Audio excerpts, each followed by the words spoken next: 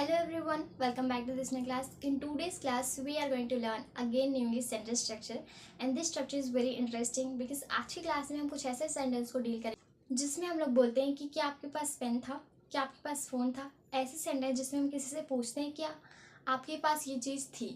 ऐसे सेंटेंस की इंग्लिश क्या होगी आज की क्लास में हम लोग देखने वाले हैं। आज की क्लास बहुत ही ज़्यादा इंटरेस्टिंग होने वाली है क्योंकि आज की क्लास में एक बार फिर से आप नए सेंटेंस को डील करने वाले हैं। चलिए इस वेरी इंटरेस्टिंग क्लास को शुरू करते हैं। आज की क्लास का सेंटेंस आप देख सकते हो।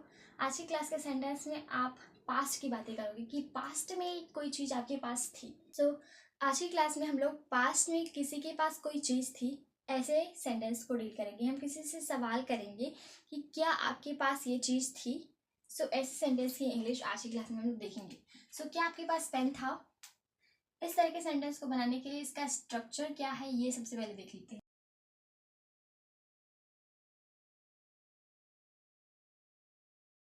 ओके, ये आपका स्ट्रक्चर है did plus subject plus have plus object. यहाँ पर मैंने वर्ब नहीं लिखा है क्योंकि इस तरह के सेंटेंस में कोई क्रिया नहीं हो रही है। हम सिर्फ पूछ रहे हैं कि क्या आपके पास ये चीज़ थी। ओके, तो चलिए सेंटेंस को बना लेते हैं। क्या आपके पास पेन था।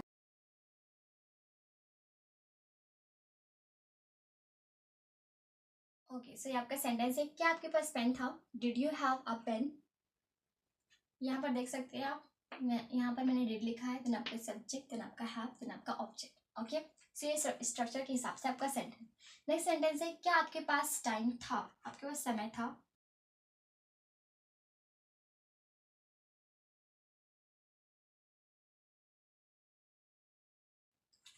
क्या आपके पास समय था। Did you have time. क्या आपके पास फोन था।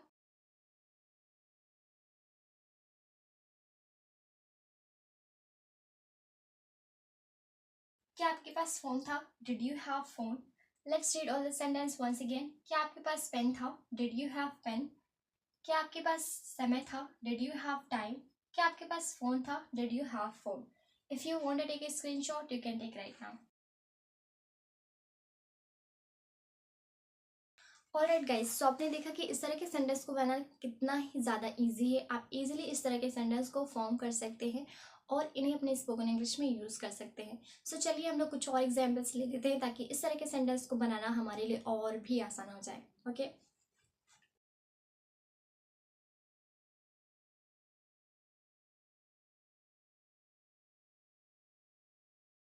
Alright guys, these are some extra examples, let's make it. पहला सेंटेंस है आपका क्या आपके पास इंग्लिश बुक थी। नेक्स्ट सेंटेंस है क्या उसके पास बैग था। नेक्स्ट सेंटेंस है आपका क्या उसके पास गाड़ी थी। चलिए इन्हें वन बाय वन डील करते हैं। पहला सेंटेंस है क्या आपके पास इंग्लिश बुक थी।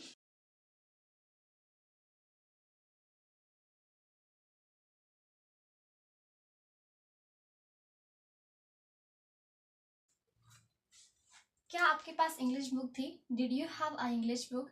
क्या उसके पास बैग था।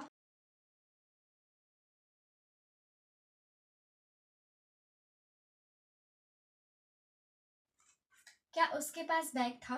Did he has a bag. मैं आपको बता दूं यहाँ पर हम यू के साथ हैव का यूज़ करते हैं और बाकी सभी सब्जेक्ट के साथ हम हैव का यूज़ करते हैं, लेकिन आपको ही शी इट इसके साथ हैज़ का यूज़ करना है। ओके, यहाँ पर मैंने हैज़ का यूज़ किया है। यहाँ पर आप ऑप्शनल में हैज़ भी लिख सकते हो क्योंकि यहाँ पर हम ही शी इट के साथ हैज़ का यूज़ करते हैं और बाकी सब सब्जेक्ट के साथ, प्लूरल सब्जेक्ट हो या फिर यू हो या फिर आई हो, इसके साथ हम हैव का यूज़ करते हैं। नेक्स्ट सेंटेंस है, मैं यहाँ पर लिख भी देती हूँ, आई यू एंड प्लूरल।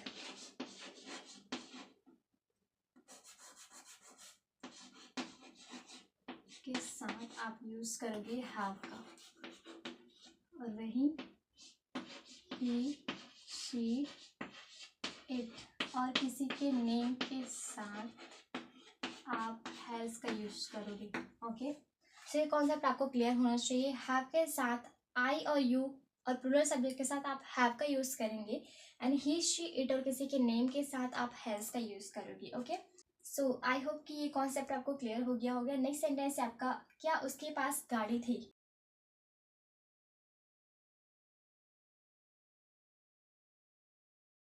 क्या उसके पास गाड़ी थी? Did she has a car?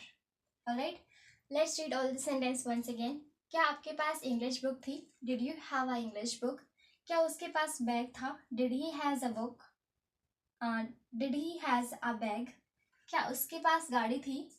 Did she has a car? If you want to take a screenshot, you can take right now.